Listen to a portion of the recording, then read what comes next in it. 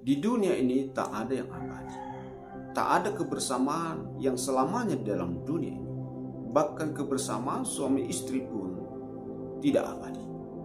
Namun ketika kita berpisah di dunia ini, bukan berarti tak ada tempat bagi kita untuk bertemu kembali. Di manakah kita akan bertemu kembali?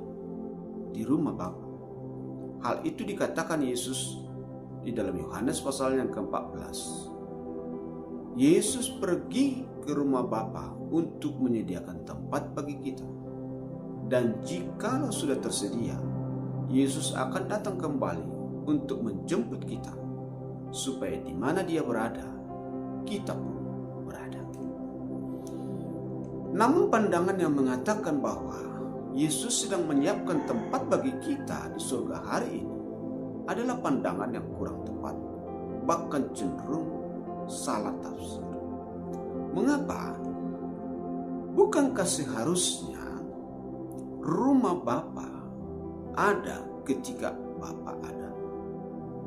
Bukankah Bapa ada di dalam rumahnya? Jadi ketika Bapa ada, seharusnya rumah Bapa ada. Bukankah seharusnya surga sudah ada sebelum Allah menciptakan ciptaan-ciptaan yang lain? Segala yang diciptakan sifatnya sementara. Sedangkan rumah Bapa, tempat Bapa berada, adalah kekekalan. Dan dalam kekekalan tak ada yang diciptakan. Bukankah ganjil jikalau Tuhan Yesus saat ini kita pahami sedang sibuk menyiapkan tempat tinggal bagi kita? Banyak yang harus dipersiapkan untuk orang-orang yang percaya. Dan ketika Dia sudah selesai menyiapkan tempat bagi saya, maka Tuhan akan menjemput saya. Itulah yang sering kali kita dengar di dalam khotbah kematian, bahwa Tuhan sudah menyiapkan tempat bagi saya di surga, maka terjadilah kematian.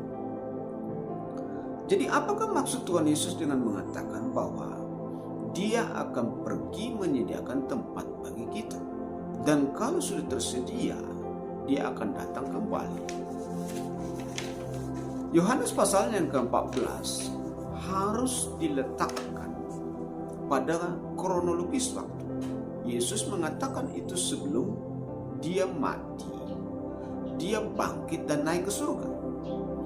Kematian, kebangkitan, dan kenaikan Yesus Kristus adalah langkah penyelamatan yang dilakukan Allah melalui Kristus bagi orang berdosa. Dan turunnya Roh Kudus adalah menandakan kepastian rumah Bapa sudah tersedia bagi kita. Rumah Bapa sudah ada, namun belum tersedia. Mengapa? Karena dosa kita belum ditebus.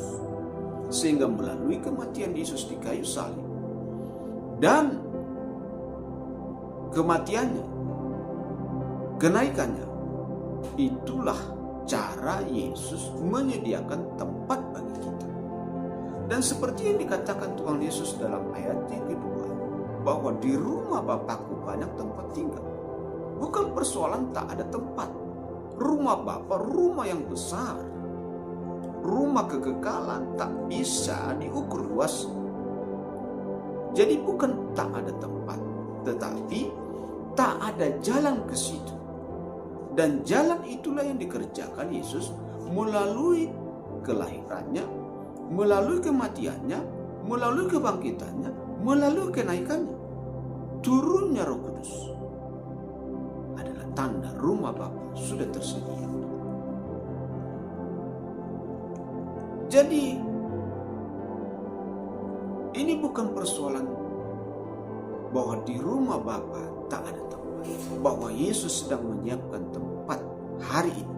Hal itu sudah ada dikerjakan 2000 tahun yang lalu di Golgota, dan itu sudah selesai. Sehingga kalau hari ini masih ada pandangan yang mengatakan ketika seseorang mati bahwa Yesus sudah selesai menyiapkan rumah baginya sehingga dia dijemput, itu tafsiran yang salah menurut saya. Jalannya sudah tersedia, itulah Yesus. Lalu kemudian memang kebenaran kita tidaklah cukup. Karena itu, Yesus adalah kebenaran kita untuk bisa diterima di rumah Bapa. Dan kehidupan kita manusia berdosa, manusia yang berdosa ini, suhe, tidak bisa tinggal dalam rumah yang kekal. Karena itu, Yesus memberikan hidup Zoe kepada kita, supaya kita tinggal di rumah Bapa.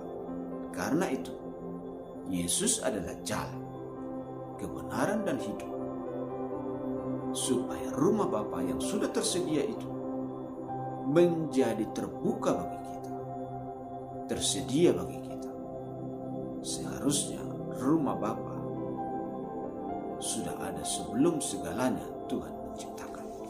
Karena itu kita tidak boleh menafsirkan bahwa Yesus sedang menyiapkan rumah bagi kita hari ini. Yesus sudah selesai mengerjakan itu